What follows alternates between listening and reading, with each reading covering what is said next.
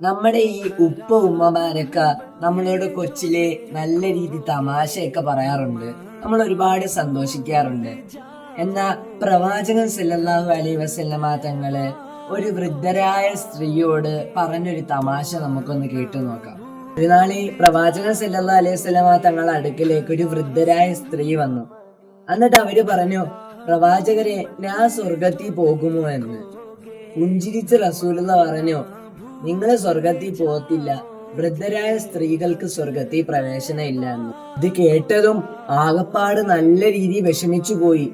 പ്രവാചകൻ സല്ലല്ലാഹു അലൈഹി വസല്ലമ തങ്ങൾ സ്വർഗത്തിൽ പോകുന്നില്ല എന്ന് പറഞ്ഞപ്പോൾ ഉമ്മാക്ക് സഹിക്കാൻ വയ്യ.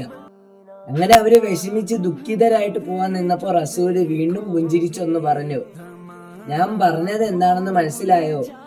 സ്വർഗത്തിൽ പോകുമ്പോൾ എല്ലാരും യൗവനപ്രായക്കാരായിരിക്കും, ഒരിക്കലും വൃദ്ധരായോ കുട്ടികളൊന്നും സ്വർഗത്തിൽ പ്രവേശിക്കുകയില്ല എന്നായിരുന്നു റസൂല് പുഞ്ചിരിച്ചു പറഞ്ഞത്. എന്ത് മനോഹരമായ ഒരു പങ്കുവെക്കലാണ് റസൂലുള്ളാഹി സ്വല്ലല്ലാഹു അലൈഹി വസല്ലം അവർക്ക് പറഞ്ഞു കൊടുത്തത് ഒരു അറിവും കൂടെയാണ് ആ തമാശയിലൂടെ. നമുക്കും ഒരുപാട് അറിവുകൾ പഠിക്കാൻ അള്ളാഹു തൗഫീക്ക് നൽകി അനുഗ്രഹിക്കട്ടെ.